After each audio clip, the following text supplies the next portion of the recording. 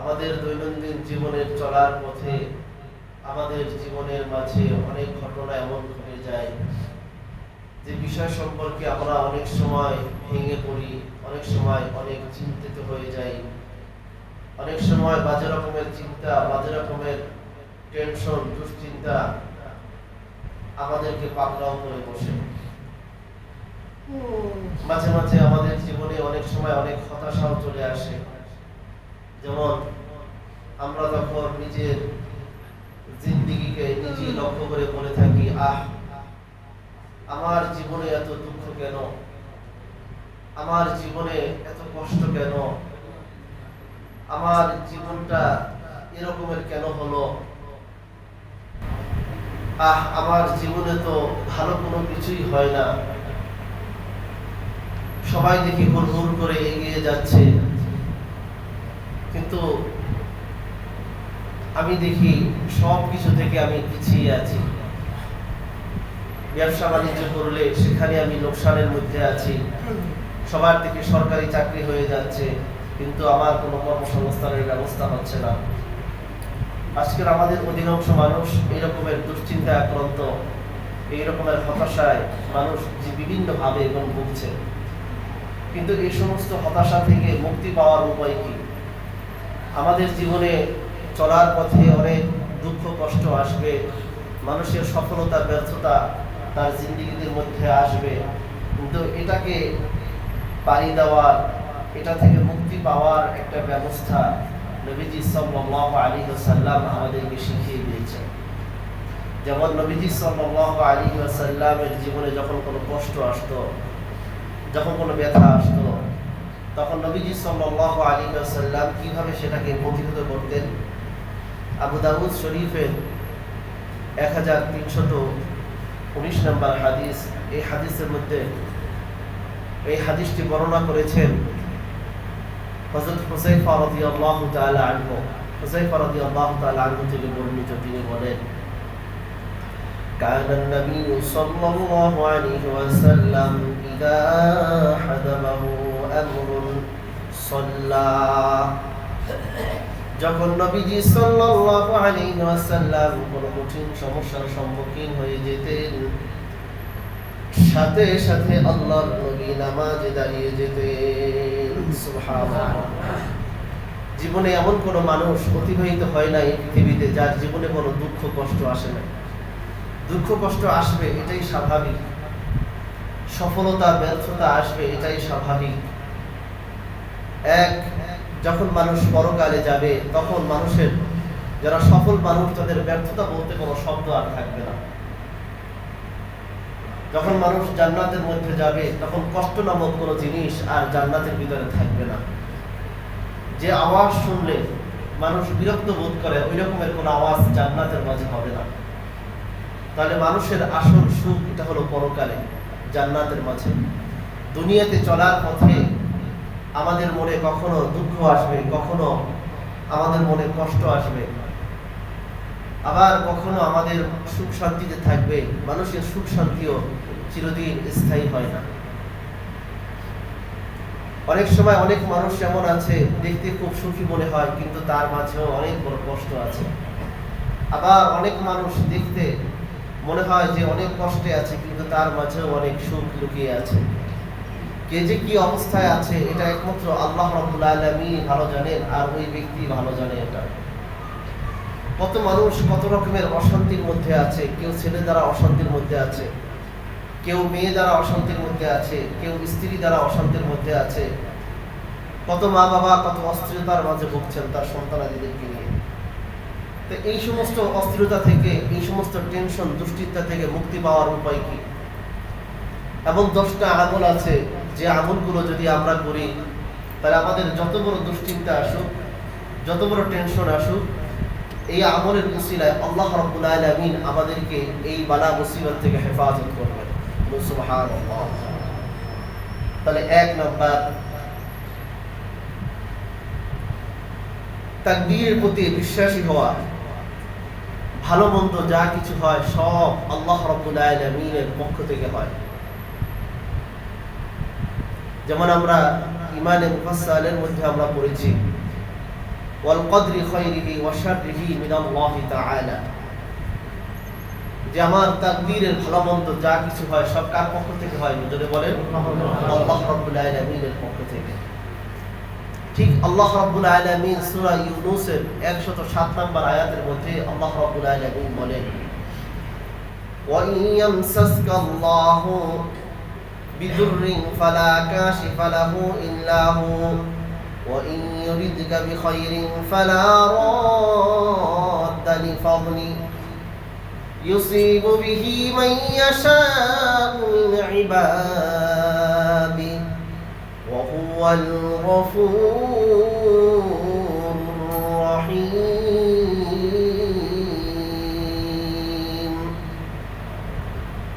আল্লাহ রাব্বুল আলামিন বলেন, আল্লাহ রাব্বুল আলামিন যখন কোন বান্দার জন্য কোন কষ্টের ফয়সালা করেন, কোন কষ্ট তার উপরে আরোপ করেন, তখন এই কষ্টটা প্রতিহত করতে পারে না, এই কষ্টটাকে রদ করতে পারে না একমাত্র আল্লাহ রাব্বুল আলামিন ছাড়া।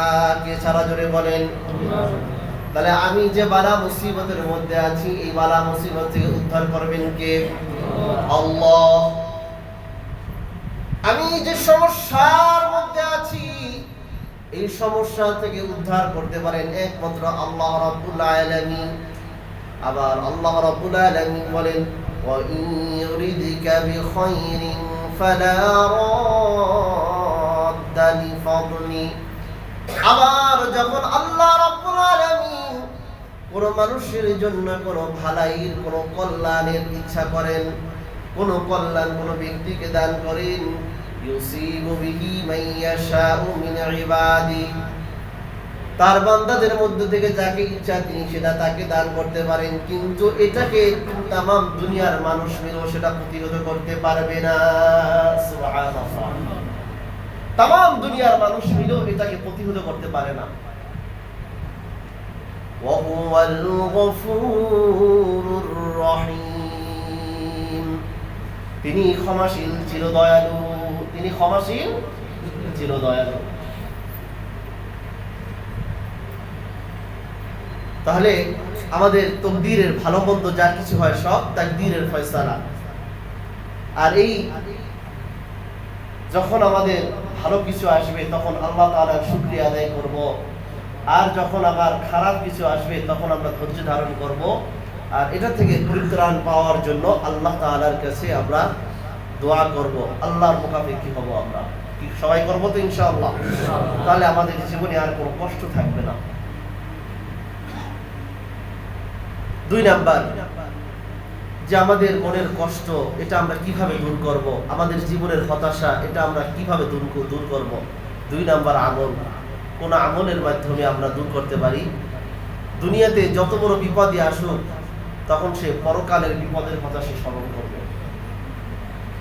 যেমন সূরাতুন নাজিআতের 46 নম্বর আয়াত, আয়াতের মধ্যে আল্লাহ রাব্বুল আলামিন বলেন, কাআন্নাহুম ইয়াওমা ইয়ারাউনাহা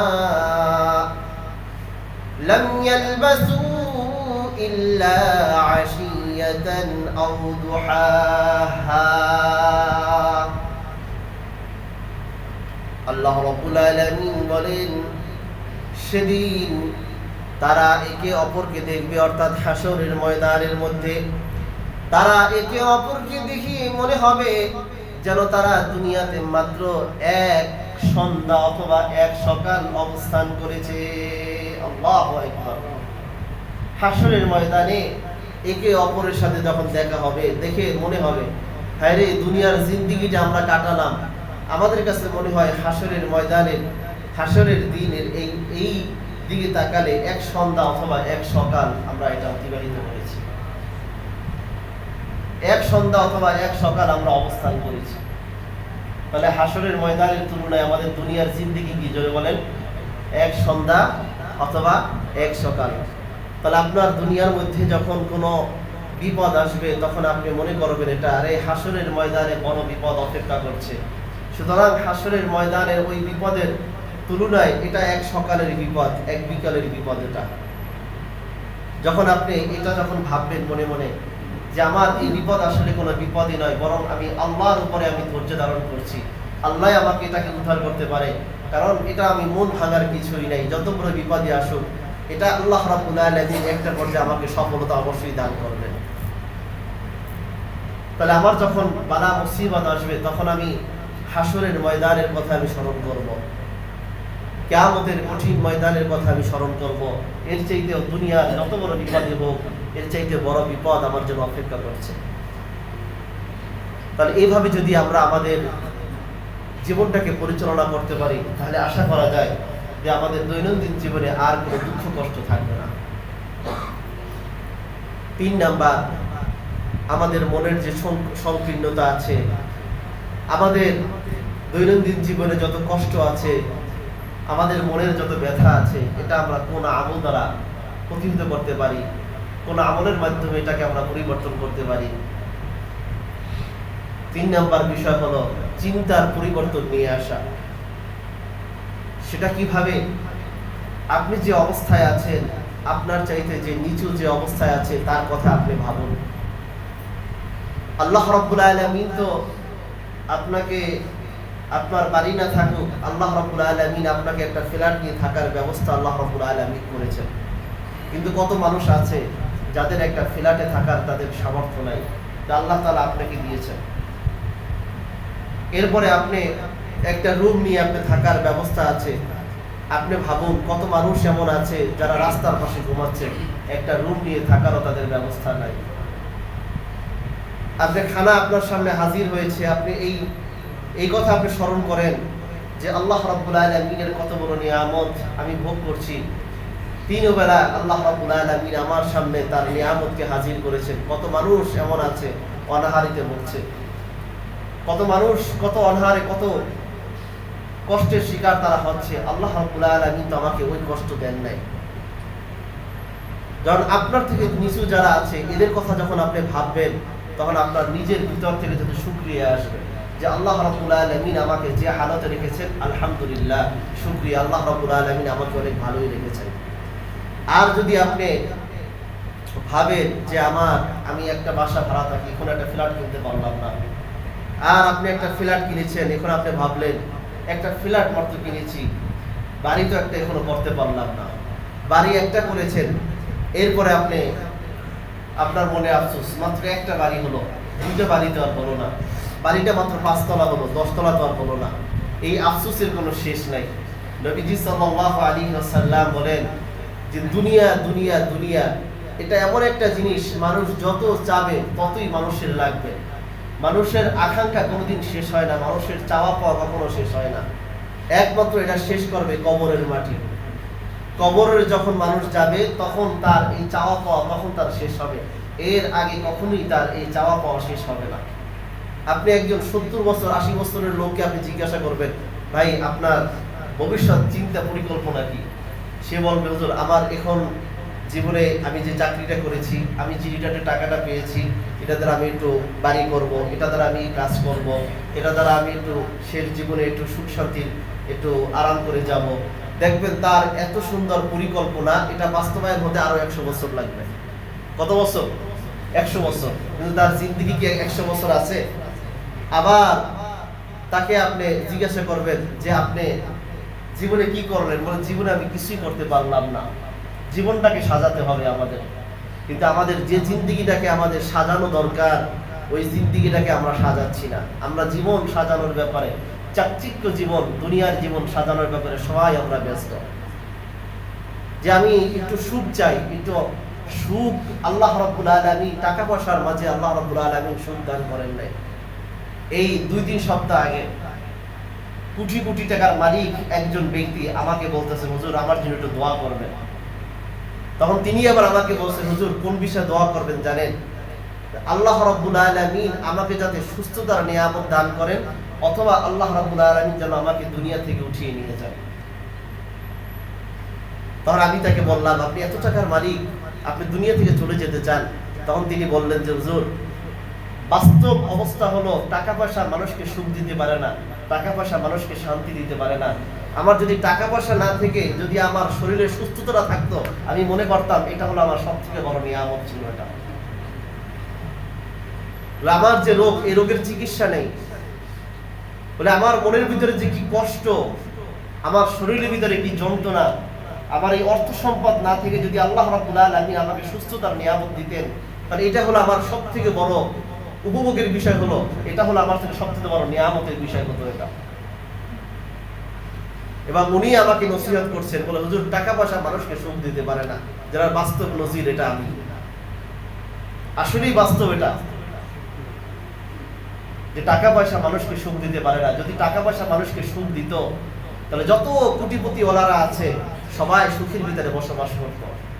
আমরা তো মনে করি যে আমার যদি সুন্দর একটা বাড়ি থাকে, আমরা যদি সুন্দর একটা গাড়ি থাকে, তাহলেই আমি মনে হয় সুখী ব্যক্তি। কিন্তু আপনি দেখেন যাদের সুন্দর বাড়ি আছে, সুন্দর গাড়ি আছে, তাদের সুখ আছে কিনা? বলেন এখনো মনের ভিতরে কি জানি অস্থিরতা, কি জানি নাই নাই নাই নাই আছে। প্রতিটি মানুষ এমন হতাশার মাঝে ভুগছে, এটার মাঝে আমাদের শান্তি নাই। টাকা পয়সা অর্থকরীর মাঝে আমাদের শান্তি নাই। আমাদের শান্তি হলো আল্লাহ রাব্বুল আলামিনের ইবাদতের মাঝে। দুনিয়ার জিন্দেগিটা আমার এভাবেই চলবে, কখনো স্বস্তি আসবে, কখনো অস্বস্তি আসবে, কখনো দুঃখ কষ্ট আসবে, কখনো শান্তি আসবে। এর মাঝে আমার আখিরাতের জিন্দেগিটাকে আমার গুছাতে হবে। আর যদি আমি আমার মধ্যে এখন অশান্তি আছে, অশান্তি দূর করার আমি চেষ্টা করতেই থাকি, এক পর্যায়ে আমি কবরের যাত্রী হয়ে যাব, কিন্তু অশান্তি আর আমার দূর হবে না, অশান্তি আমার আর দূর হবে না। কিন্তু এর মাঝে আমার আখিরাতের সামান আমার গুছাতে হবে। হযরত খাব্বাব রাদিয়াল্লাহু তাআলা আনহু থেকে বর্ণিত, তিনি বলেন আমরা রাসূলুল্লাহ সাল্লাল্লাহু আলাইহি ওয়াসাল্লামের কাছে একটা বিষয় অভিযোগ করলাম, যখন আমরা খুব কষ্ট করলাম ইসলামের জন্য, কি পরিমাণ সাহাবায়ে কেরাম কষ্ট করেছেন। এত কষ্টের মাঝে আল্লাহ রসুলের কাছে অভিযোগ নিয়ে গেলেন, ইয়া রাসূলুল্লাহ, ইয়া হাবিবাল্লাহ, আমাদের তো এত কষ্ট, তা আপনি আমাদের জন্য কিছু একটা করেন। তখন নবীজি সাল্লাল্লাহু আলাইহি ওয়াসাল্লাম কাবা ঘরের ছায়ায় একটা চাদরের সাথে হেলান দিয়ে, চাদরের সাথে ঠেস দিয়ে আল্লাহ নবী সাল্লাল্লাহু আলাইহি ওয়াসাল্লাম বসা ছিলেন। তখন হুযায়ফা রাদিয়াল্লাহু তাআলা আনহু তিনি বললেন যে আমরা নবীজি সাল্লাল্লাহু আলাইহি ওয়াসাল্লাম ওনাকে আমরা বললাম, ওনার কাছে অভিযোগ করলাম, ইয়া রাসূলুল্লাহ, আপনি কি আমাদের জন্য আল্লাহ তাআলার কাছে সাহায্য চাইতে পারেন না, আমাদের এত কষ্ট। জবাবে রাসূলুল্লাহ সাল্লাল্লাহু আলাইহি ওয়াসাল্লাম বলেন, ও হুযায়ফা, ও আমার উম্মতরা শোনো, তোমাদের জানা উচিত তোমাদের আগে যে মুমিন মুসলমান যারা ছিল তাদের অবস্থাটা কেমন ছিল জানো? যে ওই জমানায় একজন মানুষকে ধরে আনা হতো, জালিমরা একজন মানুষকে ধরে আনতো, ধরে এনে তার জন্য গর্ত খুঁড়ে তাকে তাতে পুঁতে রাখা হতো। তারপর তার মাথার উপর করাত চালিয়ে তাকে দুই খণ্ড করে দেওয়া হতো এবং তার দেহের গোস্তের নিজ গোস্ত থেকে গোস্তগুলোকে লোহার চিরুনি দ্বারা আশ্রে আশ্রে হাড্ডিগুলো বের করা হতো। কিন্তু এত শাস্তি তাদেরকে দেওয়া হতো, এরপরেও তারা বিন্দু পরিমাণ দিন থেকে তারা সরে যেতেন না। আল্লাহু আকবার। সাহাবায়ে কেরামদেরকে বলছেন, তোমরা দিনের জন্য কতটুকু কষ্ট করছো, তোমাদের পূর্বসূরি যারা আছে তারা দিনের জন্য কত কষ্ট করেছেন শোনো। তাহলে আমাদের একটা জিনিস বোঝা দরকার, আমার যত সমস্যায় আমার আসুক, ওই সমস্যার সময় আমি মনে করবো এটা যে সাহাবায়ে কেরাম রাদিয়াল্লাহু তাআলা আনহুগণ তারা কত কষ্ট করেছেন, সাহাবায়ে কেরাম রাদিয়াল্লাহু তাআলা আনহুগণ কত কষ্ট করেছেন, আল্লাহর রাস্তার মুজাহিদরা কত কষ্ট করছেন, যারা আল্লাহর দ্বীনকে বিজয়ের জন্য যারা চেষ্টা করছেন, আল্লাহর দ্বীন কায়েমের জন্য যারা চেষ্টা করছেন, তারা কত কষ্ট করছেন। তারা ওই তুলনায় আমি একজন মুসলমান, আমি ইসলামের জন্য, আমি আল্লাহর জন্য কতটুকু কোরবানি আমি করেছি। আজকের যদি মুসলমানদের মাঝে এই অনুভূতিটা থাকতো, কোনো মুসলমান আর সুদের সাথে জড়াতো না। কথা বলেন ঠিক কিনা? যে আমরা সুদের সাথে কেন আমরা জড়াই? একটু আরামে থাকার জন্য, একটু ভোগ বিলাসের জন্য।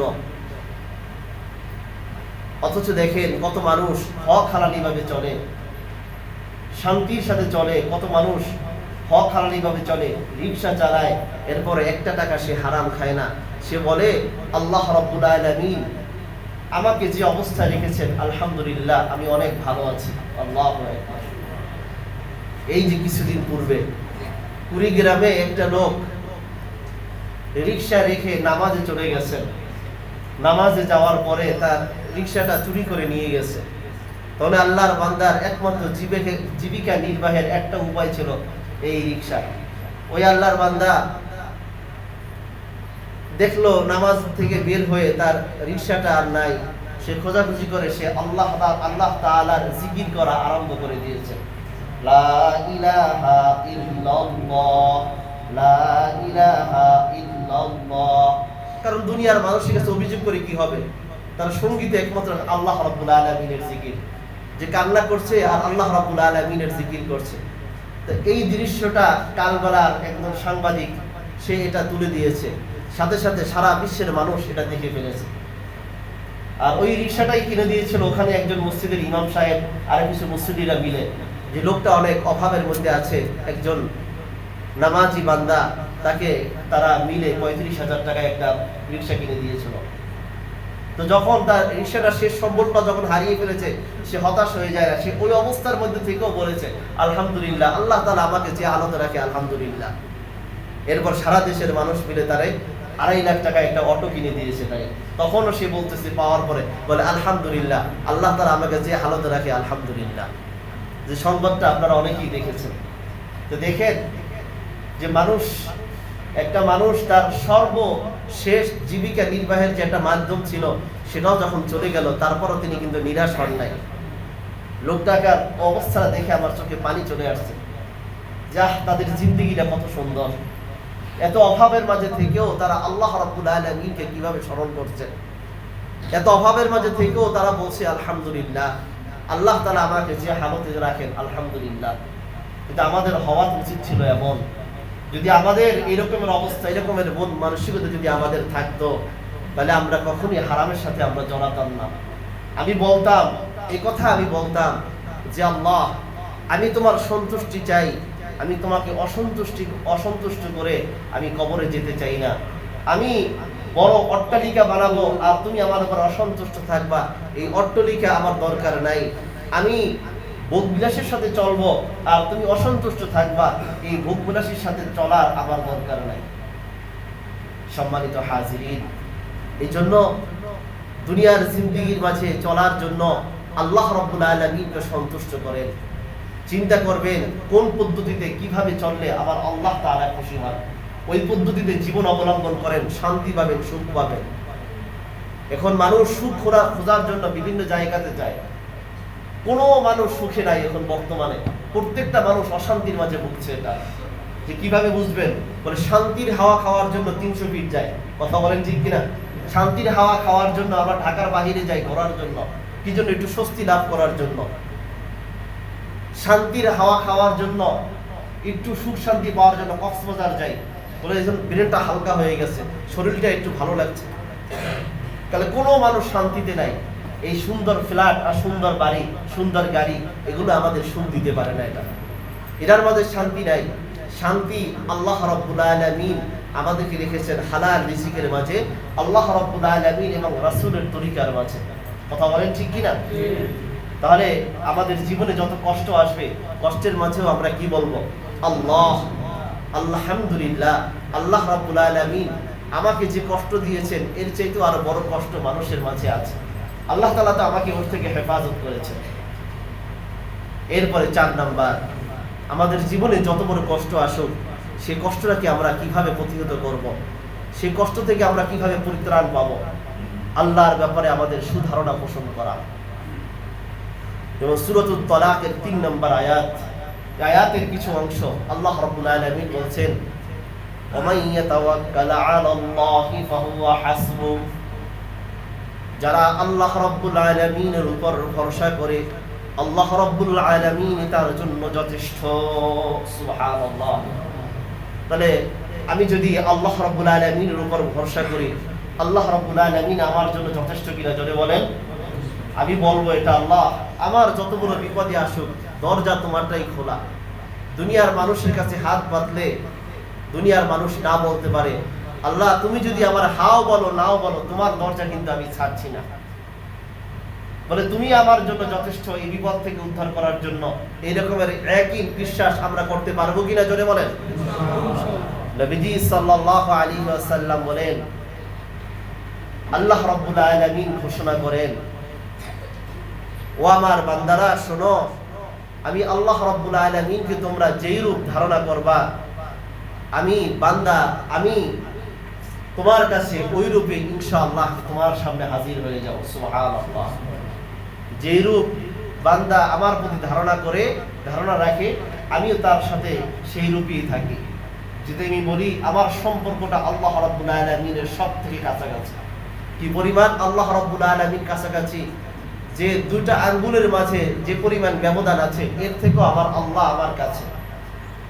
আমার যে ঘাড়ের যে রগ আছে, এই দুটা রগ যতটুকু ব্যবধান, এর থেকেও বেশি আল্লাহ রাব্বুল আলামিন আমার কাছাকাছি, এর থেকেও আল্লাহ রাব্বুল আলামিন আমার কাছাকাছি। এই জন্যই যে আমি সর্বদা জিকিরের হালতে থাকি, লা ইলাহা ইল্লাল্লাহ, লা ইলাহা ইল্লাল্লাহ, যে আল্লাহ রাব্বুল আলামিন ছাড়া আর কোনো ইলাহ নাই।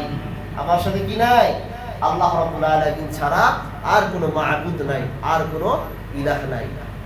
তাহলে আল্লাহর সাথে সম্পর্কটা আমার ঠিক এইভাবে করতে হবে যে আমি যখন কোনো কাজ করি তখন বুঝতে হবে দুনিয়ার কোনো মানুষ না দেখুক, আমার আল্লাহ কিন্তু আমার সাথে আছে, আমার আল্লাহ রাব্বুল আলামিন আমাকে দেখছেন। আমি যখন গাড়িতে উঠবো তখন বলবো আমার আল্লাহ আমার সাথে আছে, আমার আল্লাহই আমাকে বিপদ থেকে রক্ষা করবেন। যেমন আমি নবীজি সাল্লাল্লাহু আলাইহি সাল্লামের শিখানো যে দোয়া, সেই দোয়ার উপরে আমি আমল করব।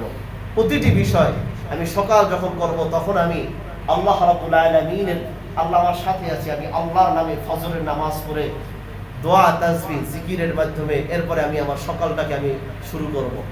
আবার সন্ধ্যা হবে, রাত্রিটাও আমি আল্লাহ রাব্বুল আলামিনের নামাজ আদায় করে এরপরে তাসবিহ তাহলিল করে আমি আমার রাত্রটাকে আমি শুরু করব। এইভাবে যখন আমি করব তখন যত বড় বিপদই আসুক সেটাকে আল্লাহ রাব্বুল আলামিন ওই বিপদ থেকে আমাকে হেফাজত করবে। 5 নাম্বার, যে আমাদের জীবনে যত বড় বিপদ আসুক, মনে যত বড় কষ্ট থাকুক, এটা দূর হবে ধৈর্য ধারণ করার মাধ্যমে। যেমন সূরাতুল ইনশিরাহ 6 নাম্বার আয়াত, আয়াতের মাঝে আল্লাহ রাব্বুল আলামিন বলেন, ইন্না মাআল উসরি ইউসরা, নিশ্চয়ই আল্লাহ রাব্বুল আলামিন কষ্টের সাথে স্বস্তিকেও রেখেছেন, অশান্তির সাথে আল্লাহ রাব্বুল আলামিন সুখকেও রেখেছেন। যত মানুষের জীবনে যত বড় কষ্টই থাকুক, একটা পর্যায়ে আল্লাহ রাব্বুল আলামিন তাকে সুখ দান করেন। আবার যে মানুষ যত বড় কষ্টে যত বড় সুখী থাকুক, কখনো না কখনো সে কিছু কষ্টেও পতিত হয়। পৃথিবীর মধ্যে একটা মানুষকে আপনি সারা জীবন এমন পাবেন না যে সব সুখী, সে কোনো না কোনো ভাবে সে অশান্তির মাঝে আছে। আবার একটা মানুষ সারা জিন্দেগিতে অনেক কষ্ট করে, সে সব দিক থেকে তার কষ্ট, বিষয়টা এমন না, কোনো না কোনো ভাবে আল্লাহ রাব্বুল আলামিন তাকে সুখ দান করেছেন, হোক তার সন্তানের মাধ্যমে, হোক তার ছেলের মাধ্যমে, হোক তার স্ত্রীর মাধ্যমে, হোক তার মেয়ের মাধ্যমে, হোক তার মা বাবার মাধ্যমে, কোনো না কোনো ভাবে আল্লাহ রাব্বুল আলামিন তাকে সুখ দান করেছেন। এটা তো যেখানেই সুখ আছে সেখানেই কষ্ট আছে, যেখানেই কষ্ট আছে সেখানেই সুখ আছে। কথা বলেন ঠিক কিনা? আর ধৈর্যশীল আমরা কেনই বা হব না? কারণ আল্লাহ রাব্বুল আলামিন বলেছেন, ইয়া আইয়ুহাল্লাযীনা আমানুস্তাঈনু বিস-সাবরি ওয়াস-সালাহ, সূরাতুল বাকারার 153 নম্বর আয়াত। এই আয়াতের মধ্যে আল্লাহ রাব্বুল আলামিন বলেন, হে ঈমানদারগণ, যখন তোমরা কোনো কষ্টে পতিত হও তখন তোমরা ধৈর্যের মাধ্যমে এবং নামাজের মাধ্যমে আমার কাছে সাহায্য চাও। কিসের মাধ্যমে জোরে বলেন? ধৈর্যের মাধ্যমে এবং নামাজের মাধ্যমে। ইন্নাল্লাহা মা'আস সাবিরিন, নিশ্চয়ই আল্লাহ রাব্বুল আলামিন ধৈর্যশীলদের সাথে আছেন। কাদের সাথে জোরে বলেন? ধৈর্যশীলদের সাথে আছেন। সুবহানাল্লাহ। তাহলে আল্লাহ রাব্বুল আলামিনকে যদি আমাদের সাথে রাখতে চাই তাহলে আমাদের ধৈর্য ধারণ করতে হবে। তাহলে 5 নাম্বার, যে আমাদের জীবনে যত বড় কষ্ট আসুক, দুঃখ আসুক, আমরা ধৈর্য ধারণ যদি করি তাহলে আমাদের এই কষ্ট দুঃখ সব দূর হয়ে যাবে। 6 নাম্বার, আমাদের জীবনে যদি কোনো কষ্ট থাকে, যদি দুঃখ থাকে, মনের ভিতরে কোনো ব্যথা যন্ত্রণা থাকে, মানুষ কি করে? আত্মহত্যা করে, যে আর সহ্য করতে পারছি না। কিন্তু নবীজি সাল্লাল্লাহু আলাইহি ওয়াসাল্লাম তিনি বলেন, যখন তার জীবনে কোনো কষ্ট আসতো, কোনো দুঃখ আসতো, তখন আল্লাহ নবী সাল্লাল্লাহু আলাইহি ওয়াসাল্লাম সালাতুল হাজত নামাজ পড়তেন। সুবহানাল্লাহ।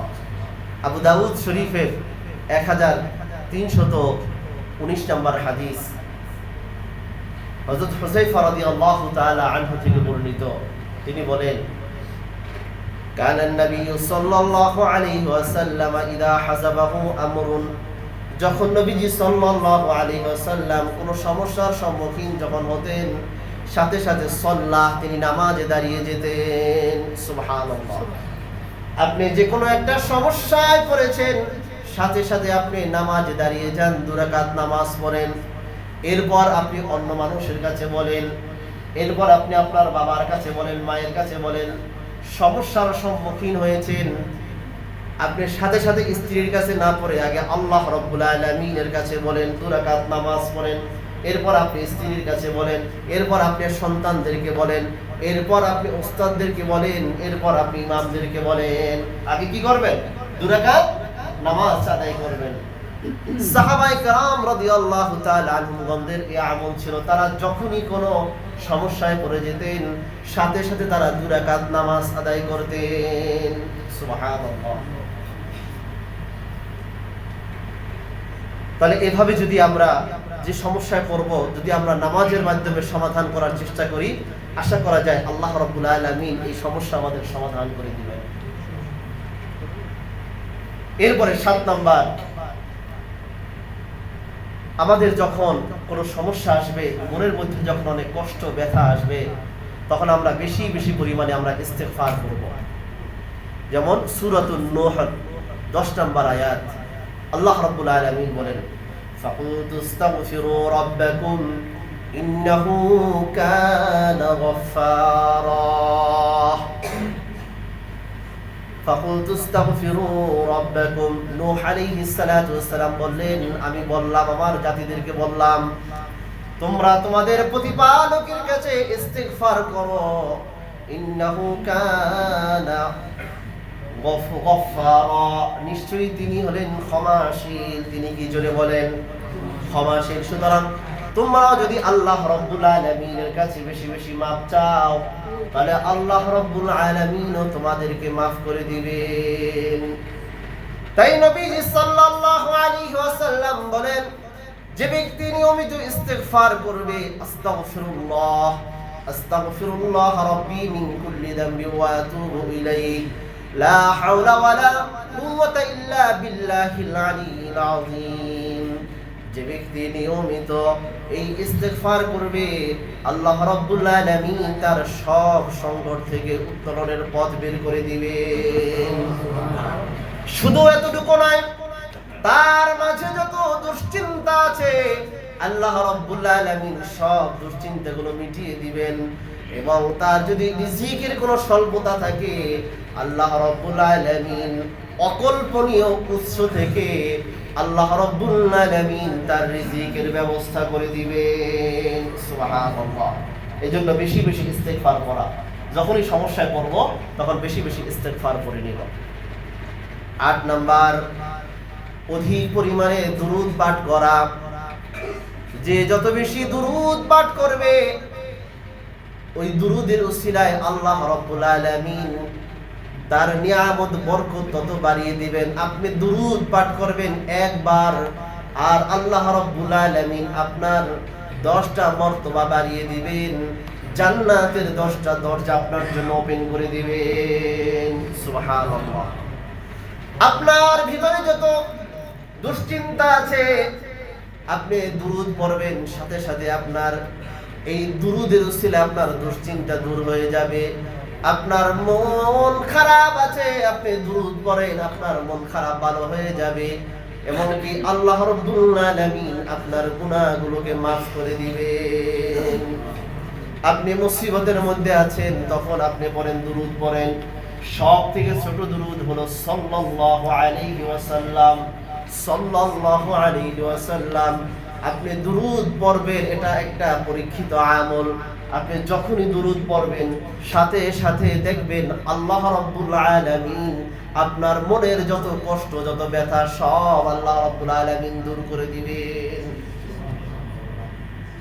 এরপরে 9 নাম্বার, মনের মধ্যে যে অস্থিরতা আছে, এই অস্থিরতা থেকে আমাদের মুক্তি পাওয়ার জন্য নবীজি সাল্লাল্লাহু আলাইহি ওয়াসাল্লাম কিছু আমল করেছেন। সেই আমলগুলো যদি আমরা করি তাহলেও আমরা ওই মনের অস্থিরতা থেকে আমরা এগুলো হেফাজত থাকতে পারি।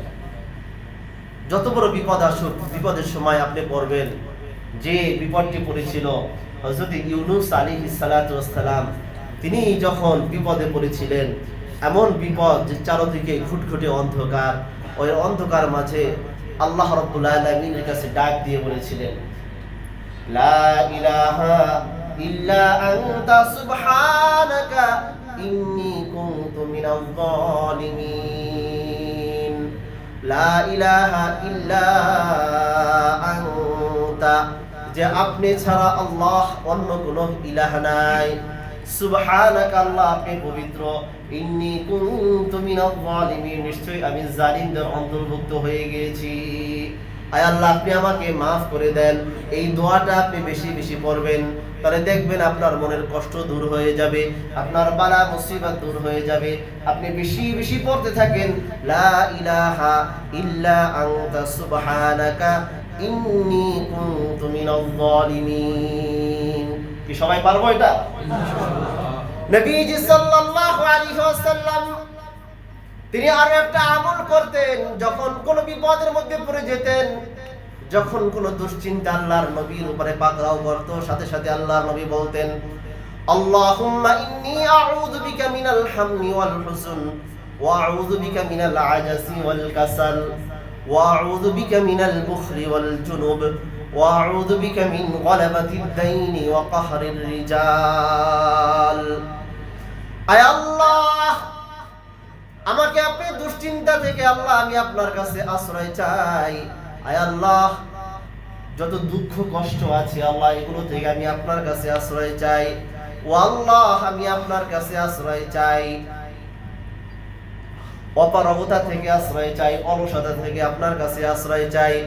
আয় আল্লাহ, আমি আপনার কাছে কৃপণতা থেকে আশ্রয় চাই। ও আল্লাহ, আমি আপনার কাছে ভীরুতা থেকে আশ্রয় চাই, ভীতুতা থেকে আমি আশ্রয় চাই। আয় আল্লাহ, আমি ঋণের বোঝা থেকে আপনার কাছে আশ্রয় চাই। ওয়া কাহরির রিজাল, এবং খারাপ মানুষের যে প্রভাব আছে, নেতাদের উৎপদ থেকে আল্লাহ আমি আপনার কাছে আশ্রয় চাই। এই দোয়াটা নবীজি সাল্লাল্লাহু আলাইহি ওয়াসাল্লাম বেশি বেশি করতেন। একজন সাহাবী নবীজি সাল্লাল্লাহু আলাইহি ওয়াসাল্লামের কাছে আসলেন, ইয়া রাসূলুল্লাহ, ইয়া হাবিবাল্লাহ, আমি অনেক ঋণী হয়ে গিয়েছি। এই ঋণ যাতে আমি আদায় করতে পারি, আমাকে ঋণ আদায়ের ব্যবস্থার জন্য একটা আমল শিখিয়ে দেন। এবার নবীজি সাল্লাল্লাহু আলাইহি ওয়াসাল্লাম বললেন, ও সাহাবী শোনো, তুমি সকাল সন্ধ্যা এই আমলটা করবা। সকালে একবার পড়বা, সন্ধ্যা একবার পড়বা। আল্লাহ রাব্বুল আলামিন তোমার ঋণ আদায়ের ব্যবস্থা করে দিবেন। গায়বী ভাবে তোমার ঋণ আদায়ের ব্যবস্থা হয়ে যাবে। নবীজি সাল্লাল্লাহু আলাইহি ওয়াসাল্লাম বলেন, আল্লাহুম্মা ইন্নী আউযু বিকা মিনাল হাম্মি ওয়াল হুজন ওয়া আউযু বিকা মিনাল আজাজি ওয়াল কাসাল ওয়া আউযু বিকা মিনাল বুখলি ওয়াল জুনুব ওয়া আউযু বিকা মিন গলাবাতিদ দাইনি ওয়া কাহরির রিজাল। এটা ফজরের নামাজের পরে একবার পড়ো, মাগরিবের নামাজের পরে একবার পড়ো। সাহাবায়ে কেরাম এভাবে কিছুদিন আমল করলেন। কিছুদিন পর ওই সাহাবীর সাথে নবীজি সাল্লাল্লাহু আলাইহি ওয়াসাল্লামের দেখা। নবীজি জিজ্ঞাসা করলেন, ও সাহাবী, তোমার ঋণের কি খবর? সাহাবায়ে কেরাম বললেন, ইয়া রাসূলুল্লাহ, ইয়া হাবিবাল্লাহ, আপনি যে আমল শিখিয়ে দিয়েছেন ওই আমল আমি ধারাবাহিকভাবে করেছি, আর এই উসিলায় আল্লাহ রাব্বুল আলামিন খুব সহজেই আমাকে ঋণ আদায়ের ব্যবস্থা করে দিয়েছে। তাহলে আমরা যারা ঋণী আছি, তাহলে আমরাও এই আমলটা আমরা সকাল সন্ধ্যা আমরা করতে পারি। একবার একবার করে যদি আমরা এটা করি, আল্লাহ রাব্বুল আলামিন আপনাকে ঋণ আদায়ের ব্যবস্থা করে দিবেন। এর মানে এমন নয় যে গায়বী ভাবে আপনার ঋণের ফয়সালা হয়ে যাবে। আল্লাহ রাব্বুল আলামিন যে কোনো ভাবে, যে কোনো কারো মাধ্যমে আল্লাহ রাব্বুল আলামিন আপনার হাতে অর্থকরীর ব্যবস্থা করবেন, আপনার উন্নতি আল্লাহ রাব্বুল আলামিন দান করবেন। আর যার মাধ্যমে আপনি ঋণটা আপনি আদায় করতে পারেন, ওই রকমের ব্যবস্থা আল্লাহ রাব্বুল আলামিন আপনাকে করে দিবেন। সুবহানাল্লাহ। এরপরে 10 নাম্বার, যে আমাদের জীবনে যখনই কোনো বালা মুসিবত আসবে, মনে কোনো দুঃখ কষ্ট আসবে, তখন আমরা অভিজ্ঞ যারা আছে তাদের সাথে আমরা পরামর্শ করব। হাদিসে এসেছে, যে ব্যক্তি পরামর্শ কামনা করে সে কখনো অকৃতকার্য হয় না, সে কখনো ব্যর্থ হয় না। এই জন্য হক্কানি আলেম ওলামাদের সাথে পরামর্শ করে চলা। তাহলে আমরা এই 10টা বিষয় আমরা জানলাম, যে বিষয়গুলোর মাধ্যমে যদি আমরা এটা আমল করি তাহলে আমাদের জীবনে কোনো হতাশা, দুঃখ, কষ্ট এটা কখনোই আমাদেরকে পাকড়াও করতে পারবে না। আর যদি যত বড় বিপদই আসুক, এই 10টা বিষয় আপনি খেয়াল করবেন, আপনি দেখবেন যে সাথে সাথে আপনি এটা ফল পাবেন।